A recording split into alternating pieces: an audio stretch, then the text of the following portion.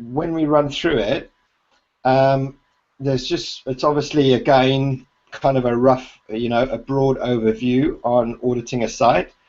But at the end of it, there's a few things that, because last time you were interested in sort of, like content in terms of categories and, different things. And I came across a site recently for snowboards that have used siloing content and are really doing. I mean, you can search for anything in terms of snowboards, and these guys come up, and it's quite a competitive market. So at the end of this, once we've done the slideshow in that, then even when we're live, then I'll show you this. I'll put the link in the site and then talk through on how they're doing it. As it's a real, they've done it really well, and I'm actually going to be running it across some other sites, but you kind of need, it's interesting in terms of formatting all the content. So once we've done the slideshow, then we can discuss that, because I know you were really interested in that last week. Yeah, just hold on. I'll just make a comment. We're already on air. But we haven't started show yet. It's just a pre-show conversation. So guys who are already with us, stay with us. Guys who are late, just get here. We'll have a little conversation, little chat. Hopefully, it's going to be an interesting one. Our team already started it. We have Tim Copper here as last webinar. He's a speaker, obviously, and he's from England, north of London. And we have Sona from Armenia. She's a guest, but she's a second-time guest. Last time she actually surprised Tim with tough questions, and some comments were that what Tim was talking about was too basic. That's what basically Sona said. Hopefully today we are going to move on more advanced stuff. So, okay, Tim, I don't know, when you switch in a microphone, for some reason I can hear my echo. Is it because you're not using? Okay, I'm not talking. Okay, you can give us more idea. Actually, Tim just wrote an article, and you can see it in our page where you're watching this video. Just scroll down, and there is article what Tim wrote specifically for today's webinar for you, for guests. Okay. Thanks, Anton.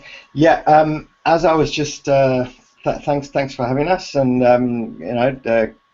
this webinar today we're going to be looking at sort of running through an e-commerce site audit. And then, of course, at the end of that, we're going to be diving into a couple of questions that Sona was asking at the previous webinar when she wanted a bit more in-depth kind of stuff. So at the end of that, so generally what we do is at the end we'll look at some other questions that may or may not be related. And so if you have questions, leave them in the comments for Anton. Or just, at the end when I finish running through the slideshow, then fire your questions away, and hopefully we can get them answered. Right, so I'll just share my screen. Okay, Sona, maybe you want to say something before we start, because I still want to get a couple of more minutes before Tim started to get a little bit more people, because technology is a kind of double blade sword. It's great. We have a recording basically straightforward after the webinar, but the problem is people who are late, 5-10 minutes late, they see the presentation already started. They think, no problem, I'll come down in 1 hour and I'll watch it from the beginning. But it's not the same. You cannot ask questions, and this lively conversation is losing. So I want to wait a little bit more while all people who are late, they will get here and watch you from the beginning. So guys who are already with us, we will start presentation in no time, just couple of minutes more. Okay, Sona, do you have anything to tell Tim before he starts? Yeah. Okay. Yeah. There is for content I searched info, I found HTML ratio, which is in my website, it is low. So I thought maybe if I increase HTML ratio also, it will impact on the content. Like if you put just the content, instead of putting just plain content or some bullet points like that, I can use it in an HTML and make it longer, use some images, and so content will look like more and it will be more attractive to node. Will this have impact on content or not? Yes, but on the flip side, you're in this case you're trying to increase content obviously within HTML, and that's always great because it needs to be discoverable. You don't want to be putting content into images where things like this. So in that sense, it's good from being discoverable. But on the flip side, are you creating content for content's sake, or is that content actually good for the user? Does it provide the information for the user? If you're balancing the two correctly, where you're providing better content within the page or the product page within HTML, that's great for search engines. But if you're also balancing it with really good information that a user will find helpful, then you've got the balance right, and you're onto a good standing. Yeah. Okay. Okay, we have more guests. And at the end, I will show you this site I came across. I'm going to start looking at this siloed content and then how they come in, and I'm going to start experimenting with it because I think they've done it really well. And then we can take a look at that. And I think that because you're in the electronics market, so obviously we'll need to think about that a little bit differently. But I think it'll be quite good. And also at the end, I don't know how many, what type, what sizes of amount of products you have, but there's some new thinking coming out. Instead of canonicalizing using robots.txt, and we can also have a chat about that. So just remind me about that at the end. Okay, we have another guest here, Riz. Hi, Riz. How are you doing today? Hi, I'm good. How about you? Yeah, I'm not. So how's everyone there?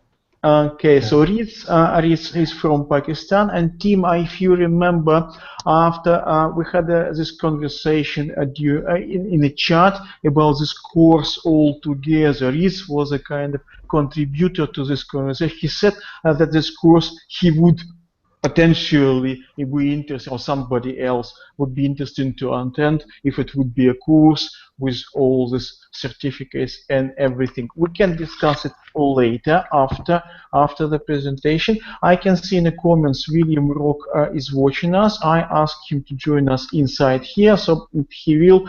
Great. Well, I guess we had enough. We wait for everyone who wanted really to be here. I guess Tim, it's all yours. You can start. You can start the show. Our show is beginning now. Right. I shall just share my screen, and then we can crack on. Right, so we've already discussed this, guys. We're looking at an e-commerce site audit. Now, obviously, there's everybody has different levels here, whether it be a business owner to SEOs to in-house externals. So I've had to just cover kind of a basic base level here. But as always, at the end of the presentation, if you have any particular issues or questions, then we can dive into those, which we will be doing because we already have a couple that we from the last webinar with Sonia. Right, so let's crack on. So today we're going to be looking at tools for a site audit. Now, obviously, most of you are already actually involved within SEO, so you've probably got that one down pat. But this is like, for a business owner that's coming along, just trying to get to understand. Domain redirects, canonicalization.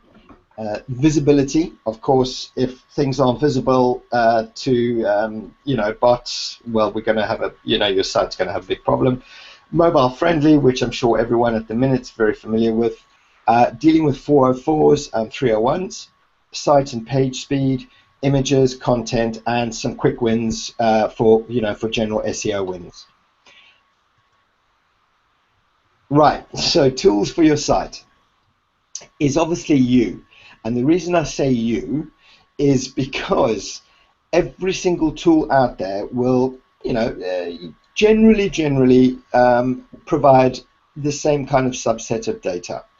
But it's up to you as the SEO, I wouldn't necessarily say business owners, but it's up to you as the SEO on how you interpret the data. Because some tools may not recognize rel canonical, or they may not recognize pagination, rel next, and rel prev. It's up to you to understand why that is appearing in your crawl, your site crawl, and is this okay, or do I need to rectify this? Some tools out there allow you to actually remove from the audit, and some tools allow you to exclude certain parameters. But at the end of the day, it's up to you to interpret the data.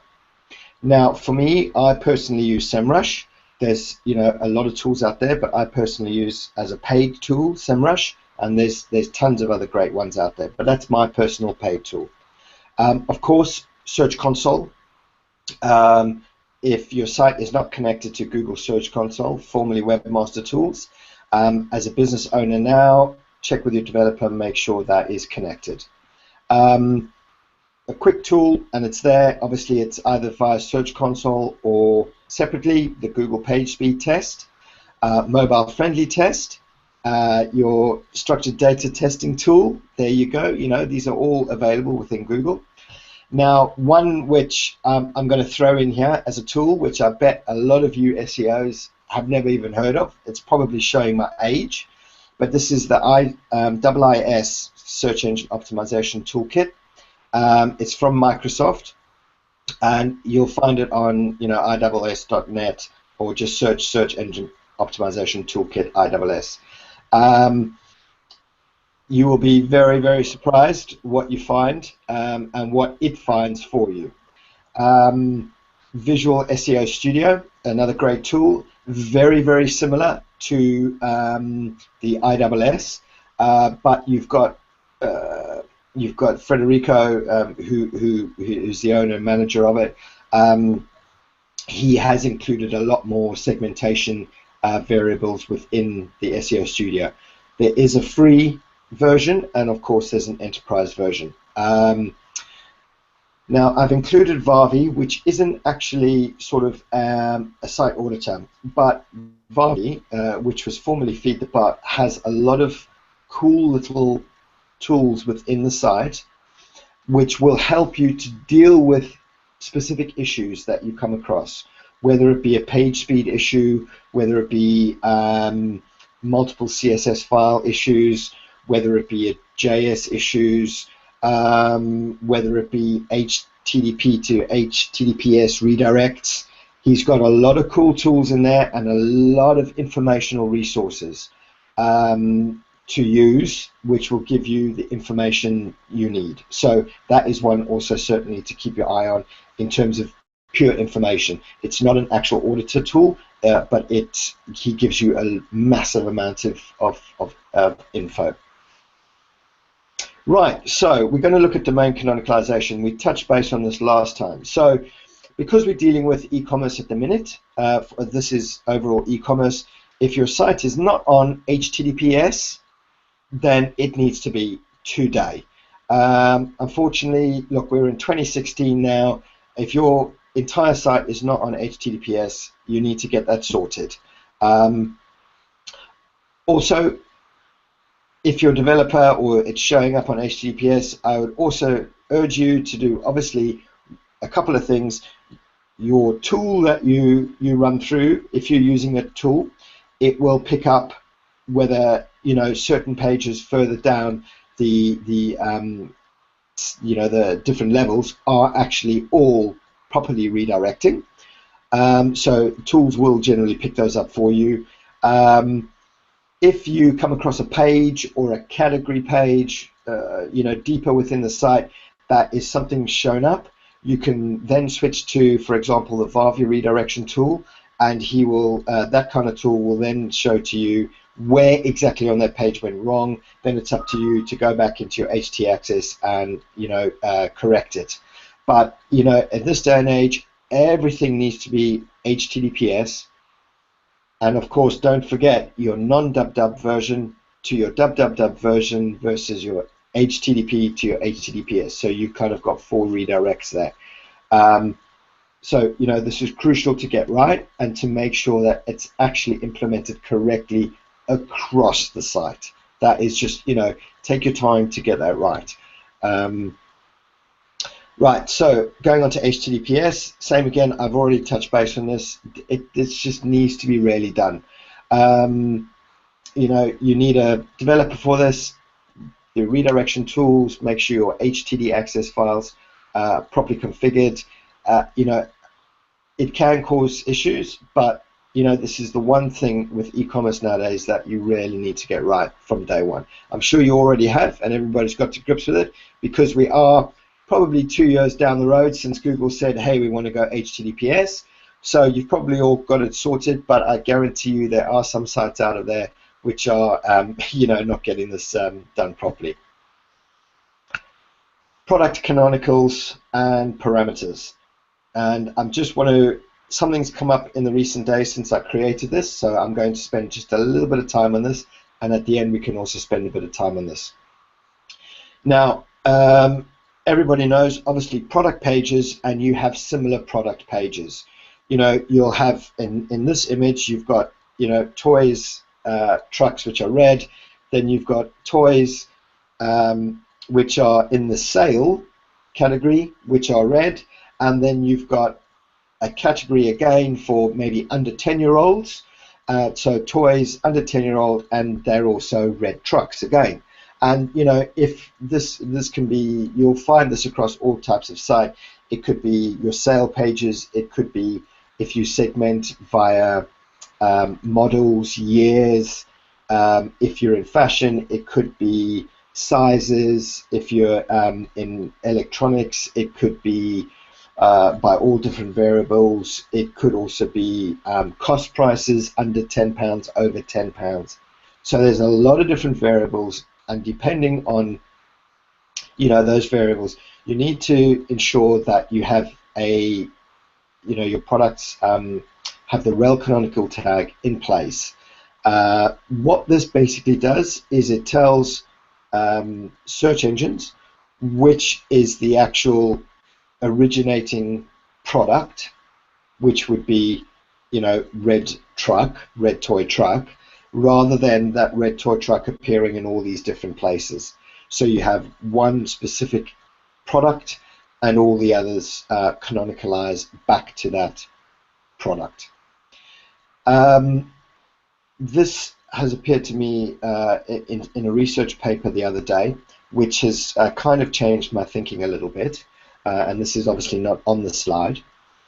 Now this is generally for large-scale sites. And I guess I would say anything with, over maybe 5,000-10,000 products, because this is generally to do with your, your crawling and optimizing your crawl rates.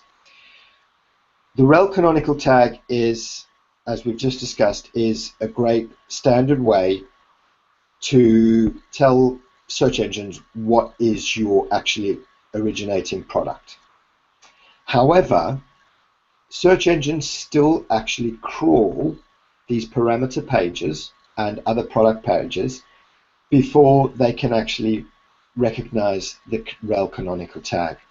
So if you have a huge site, 10, 15, 20, 30, 50, 100,000 products, your crawl rate is still going to be very, very low, because Googlebot still needs to crawl parameter pages to understand the rel canonical tag. Now, what I came across was actually, why not use robots.txt to disallow the actual parameter pages. And of course I didn't have time to add it into this, but I can show you afterwards. By using your robots.txt to disallow your parameter pages, that actually stops Googlebot from actually even crawling your parameter pages, which would have the canonical, which they would have to do with canonicals, which is saving your crawl time for actual product pages. So it's a great concept. I can see it totally working with mass sites, and it's something that you know, you should really think about for future, depending on the size of your site.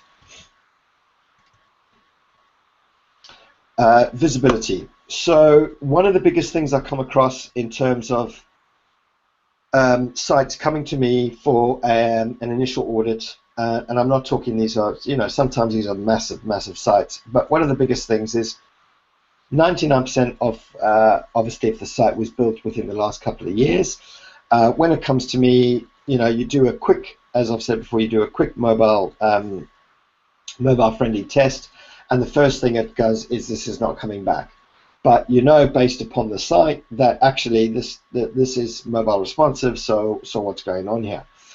This is because, and some of them, you know, depending on the template and depending on when it was updated, and depending obviously on what you're using, some of them are still used to, and developers out of habit used to disallow the CSS and JS in the robots.txt.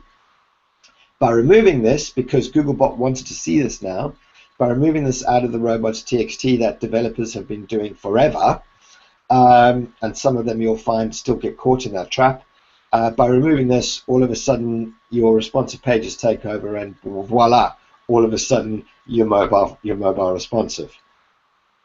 The other thing to do is to actually just double check, you know, certain pages, and I'm not saying all of them, but obviously your tools, site audit tools, will pick a lot of this up. But of course, if you want to do this manually, you can take a top line category page, you can take an internal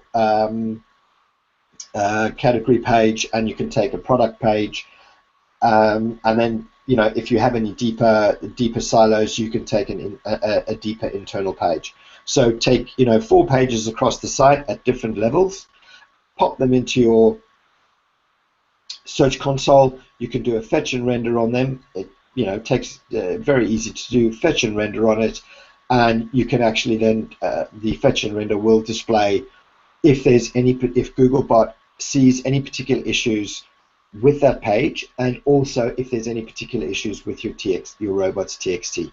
So you can do it 2 ways. You can either use in the robots.txt tester per page level, or you can use in fetch and render. Your obviously search console is completely free. It's an easy way just to check through your site whether you haven't inadvertently blocked anything in your robots.txt file, and it's just a great way just to keep an eye on your visibility, just make sure that something hasn't gone squonky along the way. Mobile friendly, I've already touched base on that slightly. Your CMS version, look, you know, slap your developer today, but it's not really their fault, because developers tend not to keep up in terms of, you know, Google moving forward in terms of developments, but Google wants to see the CSS and JS queries and JS scripts now. So just make sure they're not in your robots.txt. Another quick thing is, obviously everyone here probably listening as you know, has heard of AMP at the minute. It went live yesterday, I believe. Let's just take another quick sort of step back from that, because even today I'm seeing posts with people going, hey, is your site ready? Is your site ready? AMP has come. Well, guys, AMP was generally, you know, started and created and for massive news sites where there's quite a lot on the page. There are millions of pages within the site, and AMP is designed there for a much faster accelerated mobile page, loading. If your site is, let's say for argument's sake, and you will have to test your page speeds, but for argument's sake, if you have 5,000 products, you're on a dedicated host, your actual coding is great, and your site doesn't have any inherent design flaws, then you actually wouldn't benefit from AMP, because it's not going to load any faster with or without. So you really need to look at this before jumping on the bandwagon. Say, test your mobile speed tests. You can test them with pings, individual pings. You can test them page by page. But if your site, let's say, and I'm only taking a guess here, if your site is less than 5,000 products, you're on a dedicated server, and there are no massive development issues, I really don't think AMP is going to be worth your time and effort. As the site grows, keep in mind that AMP is always available and you can always upgrade, but just don't jump onto the bandwagon for the sake of jumping onto the bandwagon. 404s and 301s. Now, this is a situation where,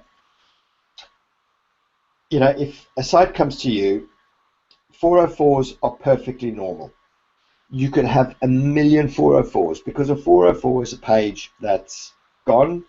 In theory, if it's never coming back, you should 410 that.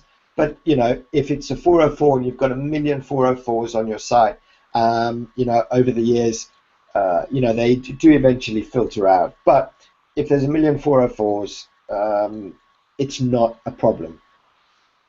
The other flip side is people tend to take a knee-jerk reaction because they've read, 404 should be 301. This is not really always the case. How would I decide if a 404 page is ready to be 301 redirected? Well, when it appears in Search Console, firstly, ideally you want to make this decision before you just 404 the page. But let's say, for argument's sake, that you open up your Search Console because this is a new client, or you're whatever the case may be, and you found a 404 page. You can click on that in your Search Console, and you can see if there are any actual links to that. Now, if there has been a link in the past to that product page, or whether it be whatever page it may be, you obviously have a little bit of equity there. So you have two choices here. You can either reach out to the person that's linked to that page and ask them to change it to the new one, if there's one or two. However, if there were a couple of hundred over the years that product or that category page existed, that's going to be quite a bit of work, especially if you've got loads and thousands of pages to work through. In this case, it makes sense, because that was a popular product or category or whatever page it was, to then 301 redirect to the next best category, best product page, the next one that makes the most sense, that is the most similar to that page. Excuse me. If you happen to end up redirecting a 301 redirecting a page to a top level category page that you think it might fit, but of course the different terminology on there, it may pop up later on as a soft 404. This is fine, because if you feel it is the best possible match, Googlebot sees it as a soft 404. That does eventually drop out, but that's just something to be aware of. And it tends to be, and an example would be, and let's go back to our red truck. If your red truck is 404'd to a blue truck page, that may pop up as a red 404, or because obviously one was red and one was blue, but it makes sense now because your red truck is never coming back and this blue truck is exactly the same. but that one's there and it's new, and you know, boom, that's our new product. So it makes sense to 404 it. To 301 that page. Now, so those are my kind of things there. A 404 page that has got no equity, you can leave it as a 404. It won't do any damage. If the page has got equity, then try and 301 redirect it to the next best possible product or category page. Don't take the, you know, all these 404s and redirect it back to the actual main domain. You know, that's not good. It's not correct. Another thing you can do here, and we did touch base on this last time, a lot of people, a lot of companies, when they've got seasonal products, so they've got Mother's Day, Valentine's Day, Father's Day, Christmas, all these kind of seasonal pages, category pages, at the end of that season, when that season's over, they tend to just 404 that page.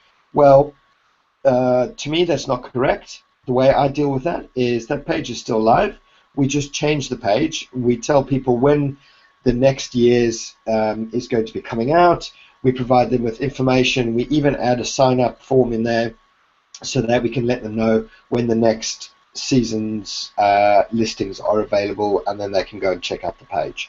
By 404ing and then, you know, and then reconnecting it, and then 404ing and reconnecting it season by season, well, one, you're losing the equity for 10 months of the year, and then it's coming back, and then it's appearing, and it's just, you know, it's just a mess. But for some reason, a lot of people do it like that.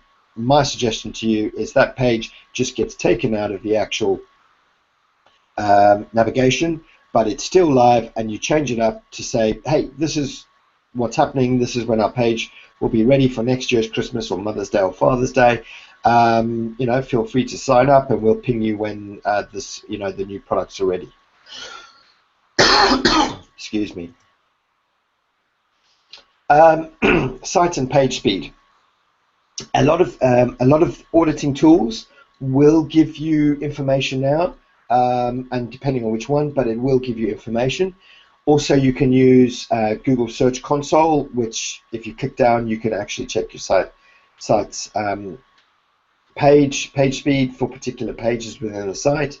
A lot of tools do also give this to you, and of course, you know, it's entirely up to you to work through these. Sometimes you're not able to fix these because what it is Googlebot is giving you a sort of a standard variable. You are able to make changes and tweaks, but you know, it's not always the case that you're able to, you know, tweak these exponentially. But yes, you know, be sure to keep an eye on this and work your way through them.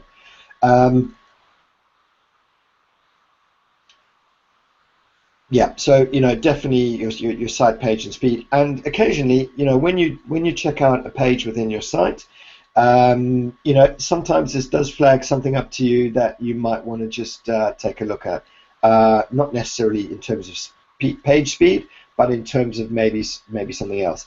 Another one that you can really use here is if you've got an issue with a particular page or category or what you know, whichever on site, is the Varvy. Again, they've got a great informational source in terms of how to speed up pages. If you want to minify JavaScript, image optimization, and they do cover a lot of different frameworks. So you know, he should, in theory, be able to have something depending on what, you know, on what model you're actually using. So always keep in mind your site and page speed, and always try and clean up as best you can. You know, where possible. It makes natural, logical sense to try and you know, clean things up along the way. Images. Now, this will actually work in terms of the page speed also, because page speed is also hindered by images.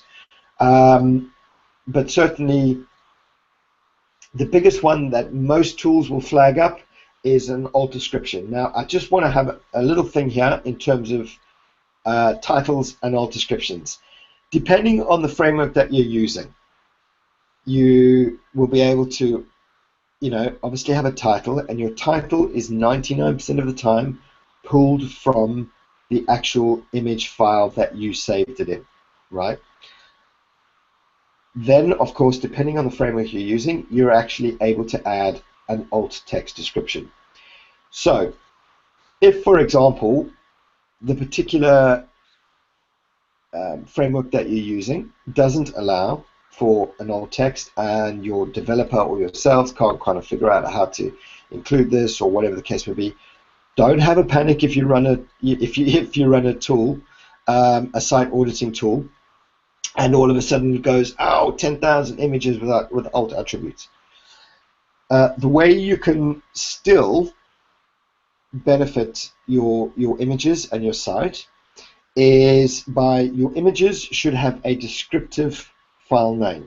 So instead of, for example, ak001.jp, JPEG as the file name, because you've got 10,000 images, if you segment them and actually save them correctly in the first time, you'll have a search-friendly actual file name, which will be red toy, red-toy-truck.jpg, which will then become pulled through to your title, red toy truck.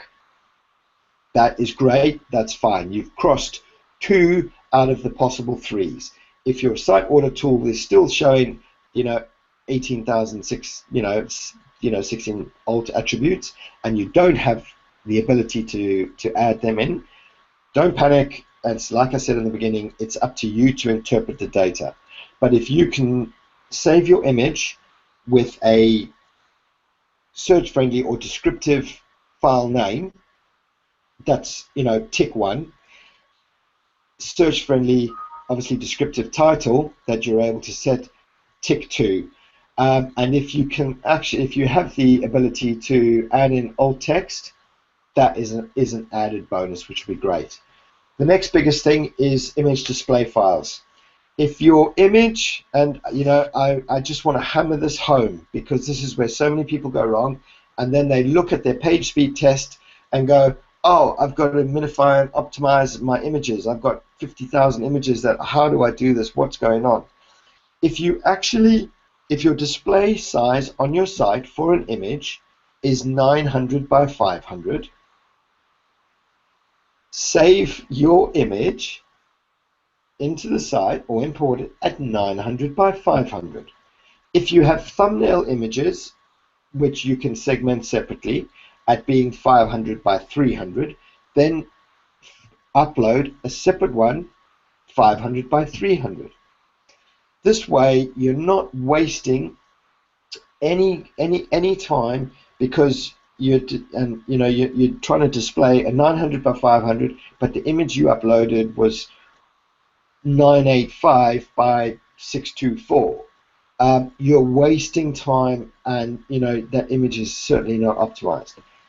Try where possible, and I know if you've inherited a site with 50,000 products at the minute, you're probably thinking to yourself, oh my lord, that is just going to be a nightmare.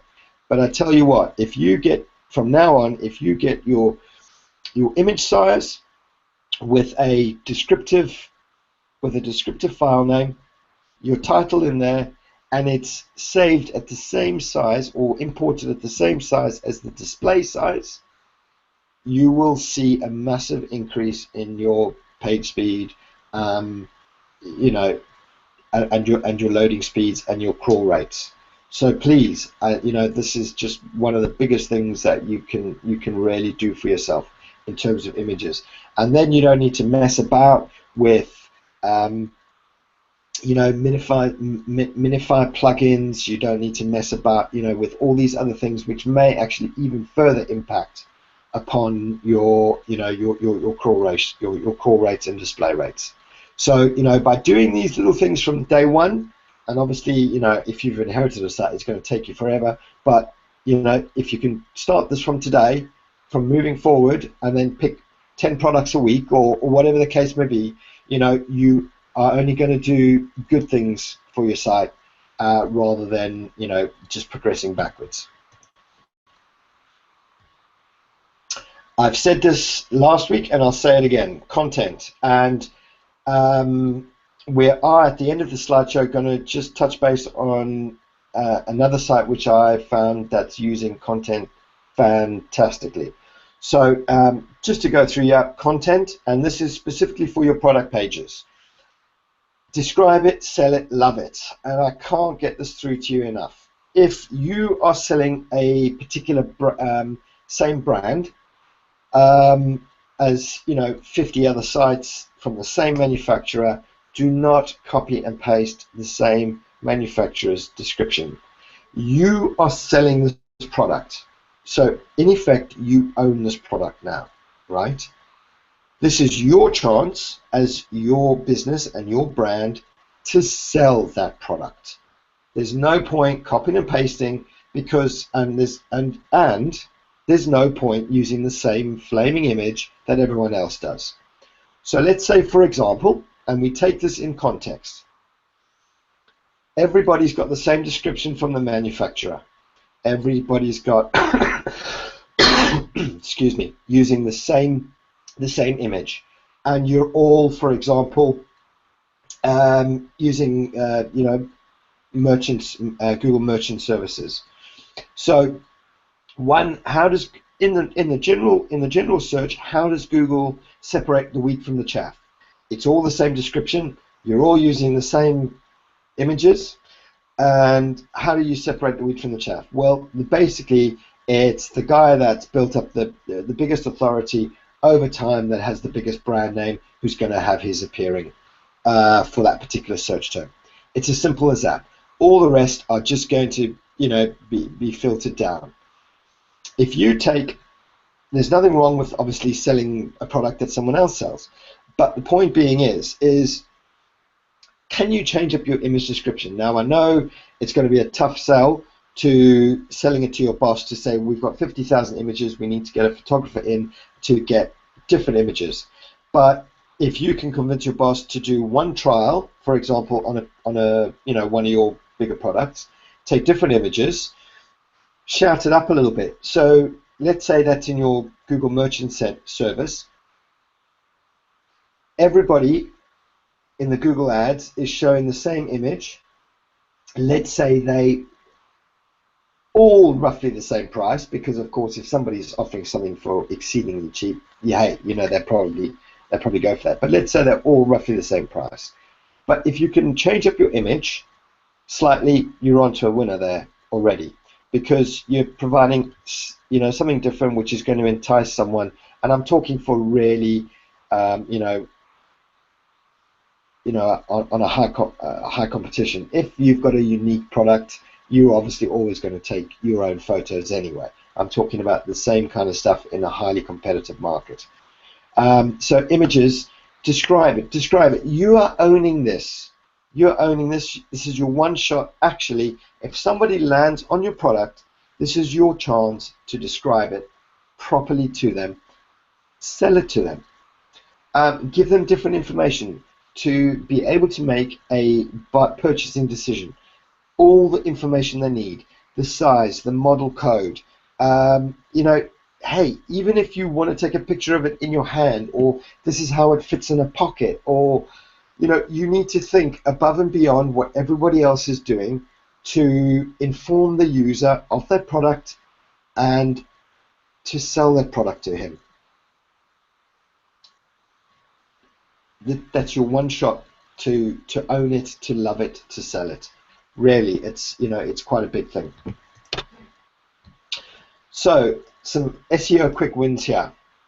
Structured data markup. Now, in terms of e-commerce, this is going to be your product schema, which will be on all your product pages, and be sure to work in available, non-available, isn't in stock. If there's any discounts, be sure to try and mark up as best on all your product categories, descriptions. If you've got brands, keep an eye on schema, because as it develops, if you can to keep an eye on the schema, because we might start having different categories appearing over time. There are different things popping up all the time, which, you know, especially in JSON LD, there's things which Google is validating all the time. Just keep an eye on that. But, you know, your quickest win is make sure you've got your structured data markup in place. If you review markup, definitely, and I would also again say allow people to review your actual products on your site and make it as easy as possible for them. Another quick thing in terms of structured data, some very interesting research that was coming out of Google last month is that 61% of mobile search users are looking for a location-based information. Now, just to put this in plain English, is someone who's just, you know, either using their mobile, which of course is growing exponentially, but someone who comes along, lands upon your product page, they tend to be now looking for location. And when I mean by location information, they are looking for, and of course, guys, bear in mind this depends on your product. Location information would be, is this being sold locally? Where can I buy it locally? Where can I collect it locally? Because a lot of people, especially in the UK market, a lot of people, both sets of the family, tend to work now. So there's no one sitting at home that can wait for a parcel delivery, especially if it needs to be signed for, depending on the cost of the product. So click and collect information. So bear in mind, or stockist information. If you are able to include in your business, if you have actual in-stores around the world, shops, you know, bricks and mortar shops that sell your product for your brand around the world, make sure you have location pages for them within your site that are easily accessible. Obviously have a business page and structured data markup, right?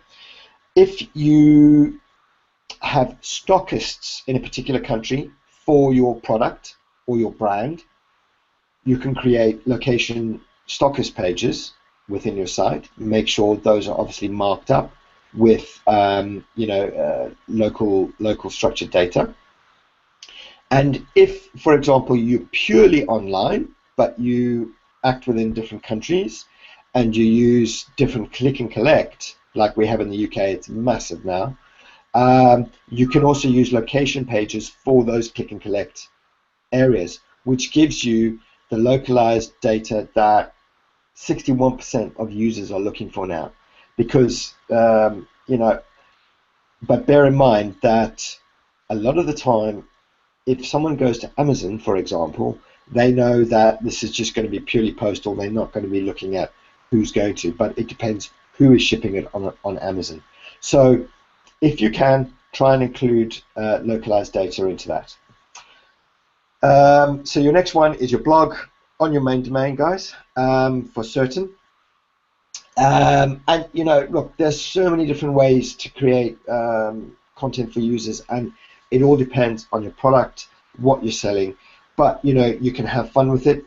You can be highly informational. You can be highly technical. Don't be afraid of giving the user information. If you are a technical specific site, don't be afraid of giving, you know, highly technical information, whether that be on a blog page or actually in the actual product page or in a separate tech spec section on the site. But, you know, there's a whole lot of different things, and you can really use, depending on your market, you can really use a blog to create, you know, humorous, you know, serious, technical, have fun with it, and, you know, find what works for your audience. I've already touched on, you know, a Google business page. If you have local specific information, or where you can incorporate a Google business page, you know, that's branding that money just can't buy. So if you are e-commerce but you have bricks and mortar, make sure you include a Google business page, and structured data local markup.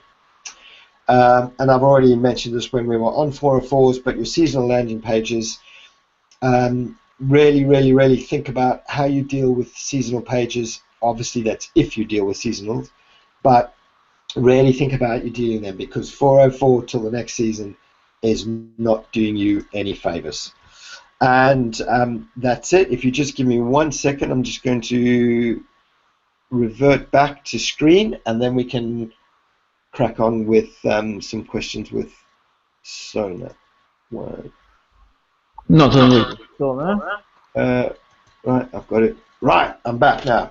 Oh, hey, William. Didn't see you there, mate. Oh, because I was obviously. Yeah, you were doing your job. Yeah, okay. I do have some question. If you have a look at a chart, there is a little star. Oh, we have two Sonas. Interesting.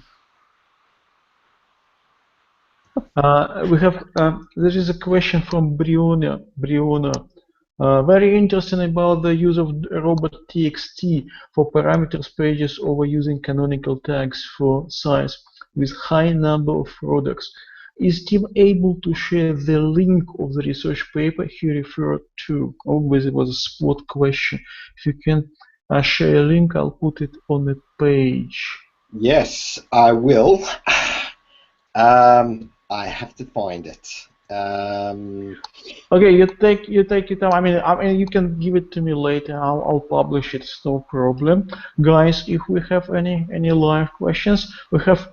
Okay, I wanted to say we have two Sonas, and now it's only one Sona on my screen. There's another thing, and I will make sure I dig out this. It was by State of Digital, I believe. I will dig it out. There was another thing to do with crawl optimization, especially for e-commerce sites. A lot of sites sort of, let's say, they pick up, with pagination. So let's say in a particular category you've got 500 products, but you decide to display in segments of 10. Well, that means now we've got, 5 paginated pages, which of course again is using up valuable, and this is only if you have a huge monumental site. Of course, by paginating in sets of 10, you are now creating 5 additional pages with rel, prev, rel, next that you're wasting crawl time on. The most simple thing is, why didn't you set your products at 30 products, the page to display? So, thereby you're cutting down, massively, or set them as 50, or if you don't mind, set them as 100, products per page. So by cutting down on your paginated pages, you're cutting down on crawl rates, and crawl time spent when you're getting your product direct to the customer in the least possible clicks. And of course, same to search engines. They're not wasting time crawling all these different paginated pages. It's little things like that. But of course, you have to balance the. Did people stay on the 30? Did they prefer the 30 products per page, or were 50 products displayed per page a little bit too much? See what your analytics is telling you, or create some tracking there. See, do people request view all a lot? Do people request, but the point is here we want to cut down, and especially for live sites, you want to cut down the crawl time spent hanging about chasing pages, which you don't need to do. Reese, if you want to ask questions, you can switch on your microphone and fly up. Tim, and I have a couple of. Okay, I got a couple of questions. First, in the second slide, you said that we can select the categories in the multiple formats. For example, less than $10 or on sale, or on red, the picture that you shared, the product, right? So this means for one product, we are going to select the multiple categories, right? Yeah. Okay. My second question is, how about, like, I've spoken to a lot of people around the world, they've started moving their e-commerce website shop to a mobile app shop. Means they've more like synchronized their whole web shop to a mobile app, because they're saying there are certain products that probably would take a lot of time to upload on the cell phone. So it's better they should have a mobile app shop. So what we are going to do in that regard, regarding to the SEO is concerned, and in regarding to the indexing is concerned. That's the second question. Okay, I got the third question, which is said the location-based information. It's more like, because I've been working with Amazon, eBay, and a couple of sites. Do you prefer that we change our extensions from .com to .us to .pk for Pakistan, .bangladesh for BH? Do you think it would work rather than we just put the address over there? Because in a couple of websites, let's take the Amazon. If we are making an Amazon store as an e-commerce store, so we do have different shipment companies over there. So we cannot put our stores over there. Okay, fine, this store is providing you this store is providing you this. Because if we do that, we're going to lose our customers pretty quick. They would probably go to their shop directly rather than working with us. So how can we manage the location-based information? Can we go for .us extensions rather than for .com in regards to our stores? Yes, for certainly. If you can, obviously, create language-specific pages, that would benefit you certainly, but make sure you implement your hreflang. Make sure you implement your hreflang, because if you don't implement that correctly across pages and products, then you've basically created a whole lot of work creating separate language extensions, etc., and it's not really being found. So I would certainly, if you have particular countries that you are serving to, definitely serve them in their country domain if you can and you have the resources to do that.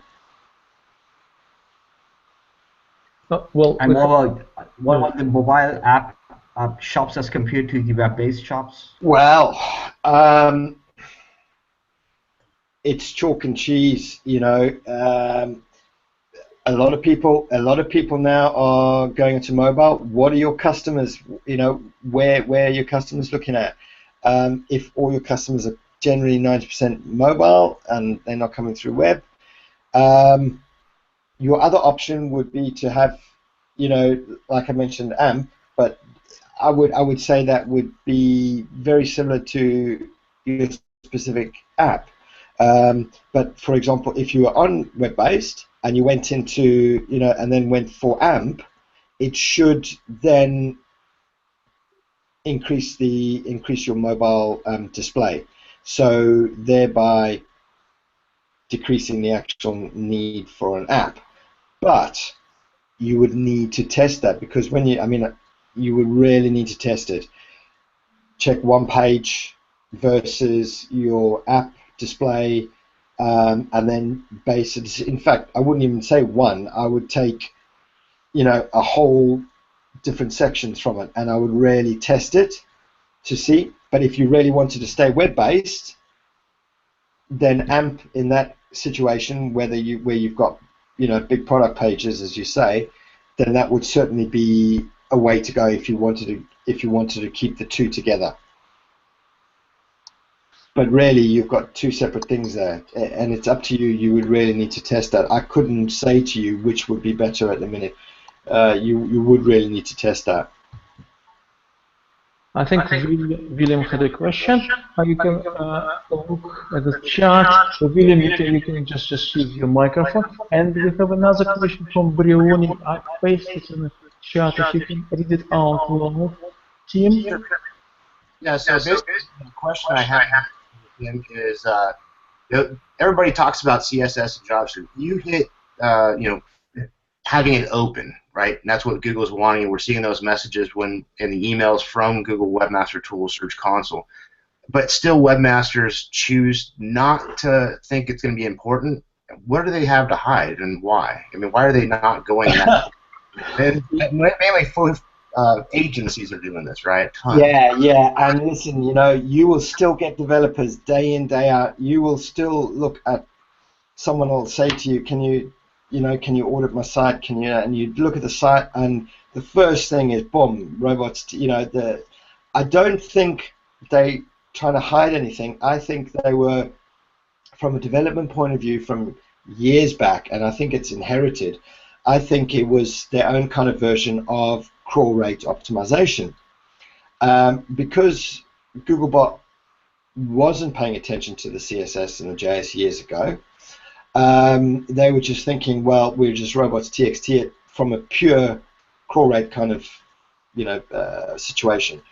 And I think it's one of those things where it's become so ingrained with developers now that, my God, every single site you pretty much look at is, boom, robots TXT, and you're like, guys, come on. But that's the thing, developers don't often keep up to date with what's going on, and the same things as SEOs would, and you know, yeah, I think it's just an inherent thing. It's like I suppose 10 years from now we'll be talking about AMP, and developers will be still stuck in, you know, something else, and yeah, you know, I think it's just keeping up with it, really. Yeah, it was neat. Great question. Well, I got it. Thank you. No worries. Okay, Tim, Brioni pushing me that you will answer this question about pictures, copyrights, and everything. It's in a chat, but you have to read it out loud. Yeah, it's a very good question, and you will need to speak with your supplier. Can you read it out loud for sake of? Yeah. So he was going on to basically asking, when I mentioned, you know, change up your images. Everybody's using the same images, change them up.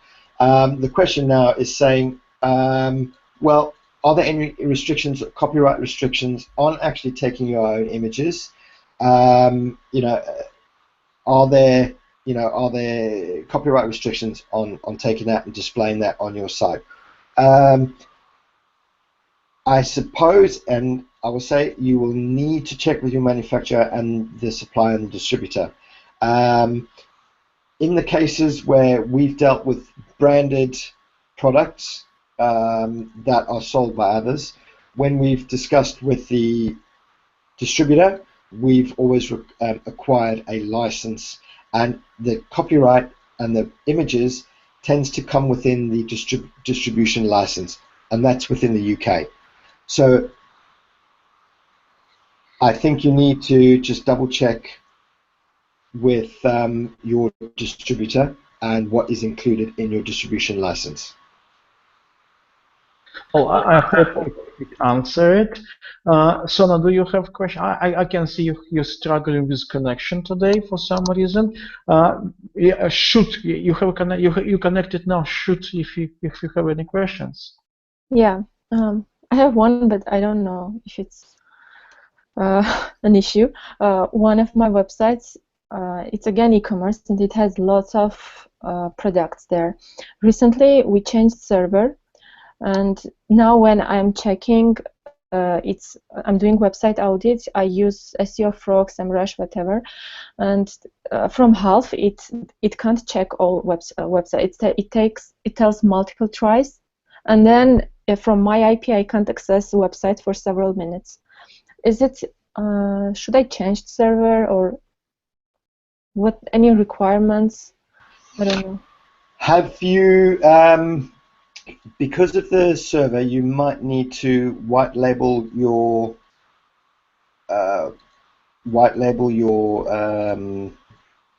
crawler that you're using. Now, you did mention, I'm not sure with Screaming Frog, but I know with SEMrush you now have a choice. You can use the SEMrush bot, or you can actually switch to a Googlebot imitation crawler. So try that one. Okay. I think with Screaming Frog, you are able to specifically reduce some threads. Yeah, or you can also, because you're saying it's timing out hot. Yeah. Will it affect on SEO ranking? It won't, yeah? It's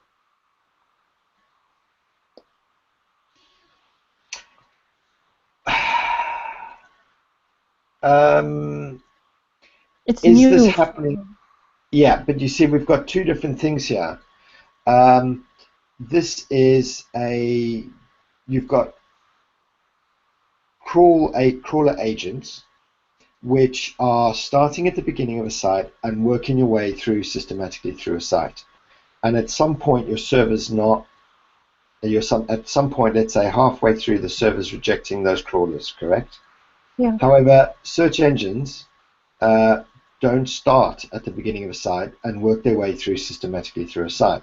They will land on a particular page. They'll land on a particular page. The first thing you need to do is look in your search console at your crawl rates, crawl ratios. Also, I would look in your crawl logs, in your server logs, your crawl logs, because it may not be happening for Googlebot, but it may be because of the actual configuration of the server and the amount, how fast the auditors are moving through the site. Because it didn't affect it on ranking.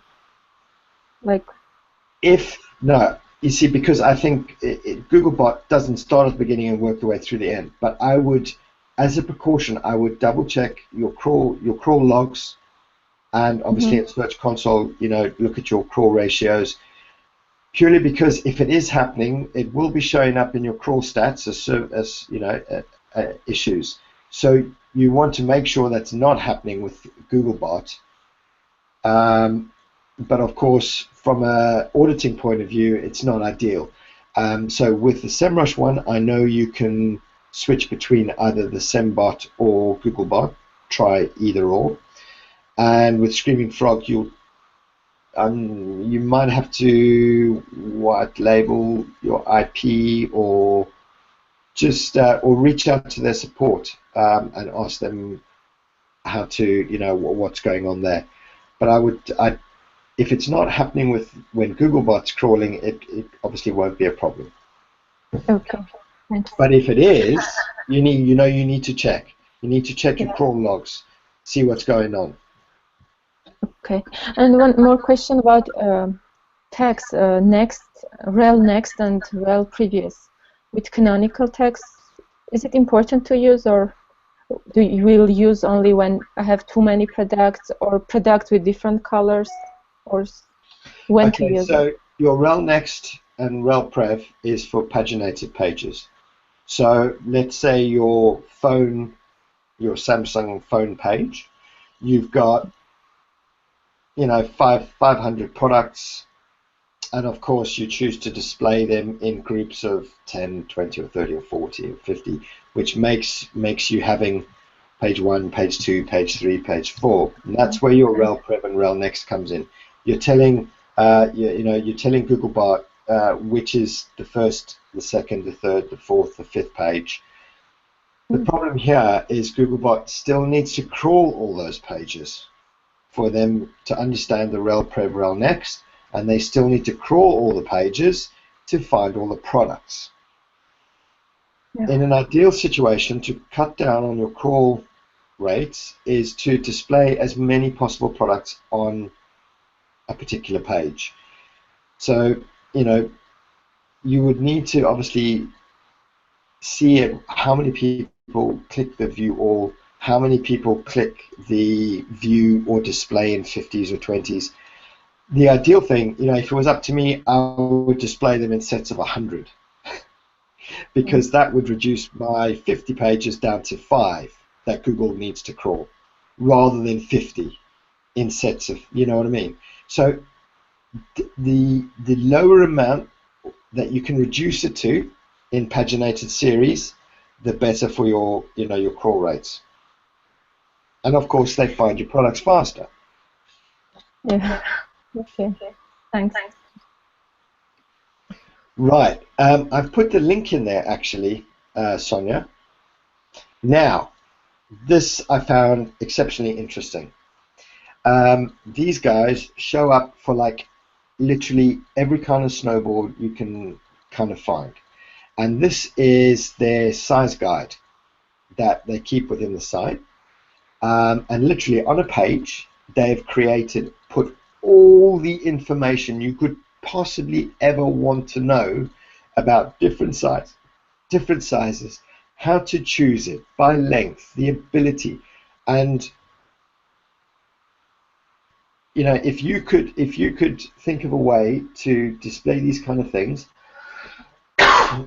because this leads back into the particular product pages, the particular size pages, the particular style pages, and of course the actual top line category pages.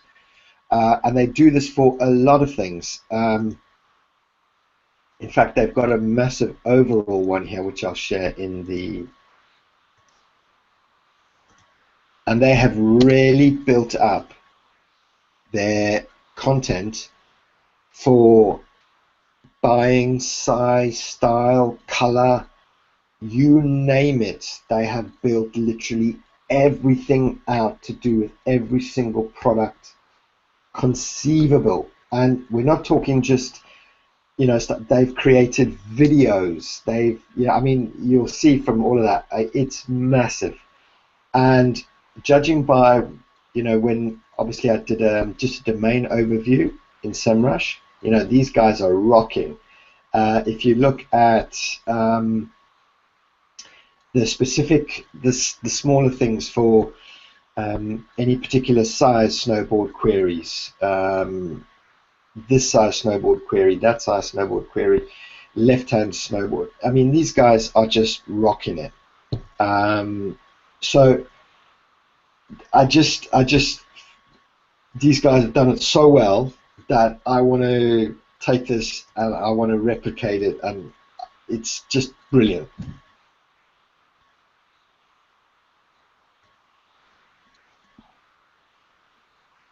The question is now... It's about snowboarding. They're selling snowboards, are they? Yeah. Okay, I paste this site on our webpage. So whilst you're listening, you're not inside here. Yeah, there is a page. There is a page there. So the question here is now, you know, we're always talking about, and you've probably read articles, content, description, products. You've got to give the information. Well, these guys have just gone above and beyond.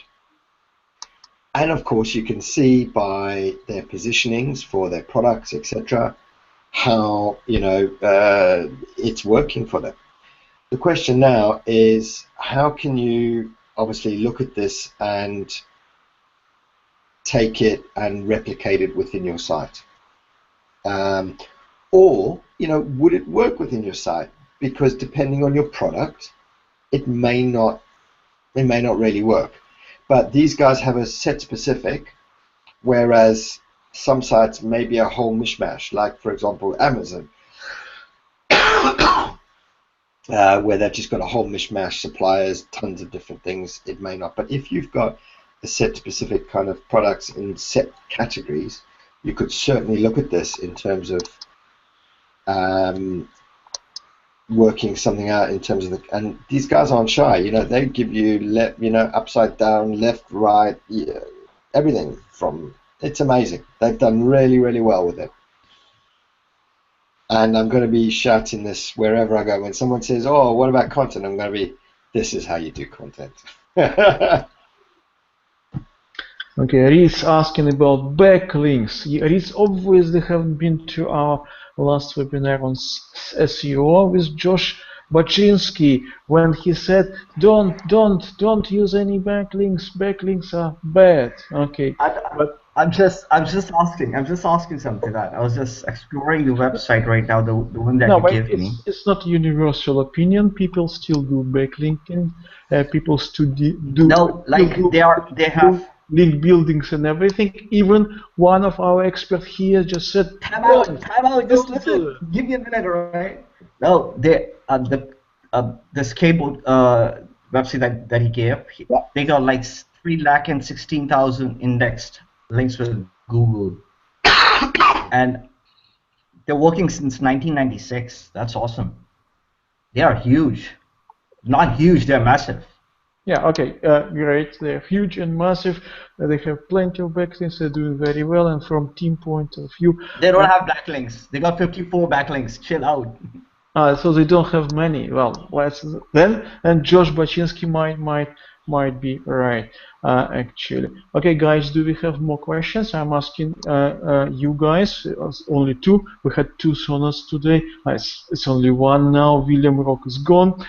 Questions, and guys who are listening, watching us over YouTube channel or on our webpage, if you have questions, shoot now. Okay, any more questions? I'm checking our website. If there is no more questions, no, I cannot see questions I didn't answer.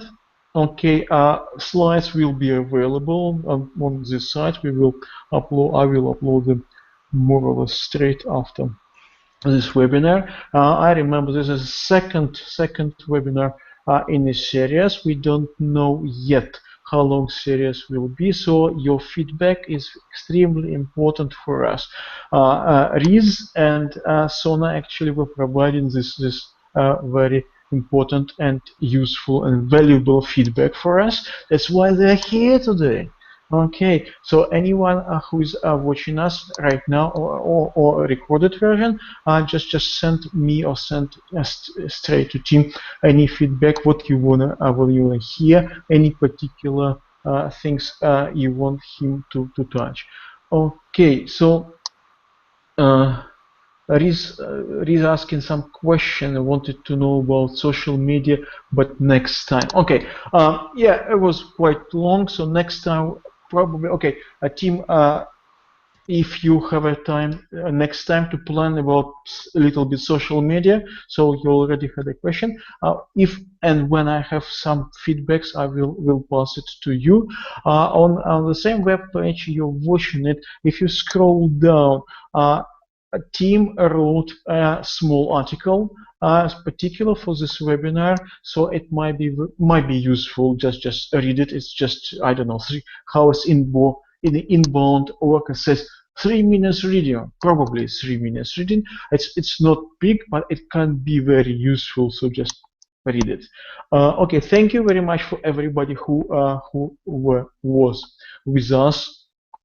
I don't know, was it late at the night, like Riz, or not very late, but still late, or very early? William wasn't really, wasn't feeling himself. It was too early for him, obviously, in the United States. So thank you, everybody who was with us today, tonight, in the morning. And Tim, thank you very much for second one. I'm pretty sure we'll do a few more, and we will try to adjust to our audience request. Thank you very much, team. Thank you, Riz. Thank you, Sona. No more questions. So, guys, thank you very much.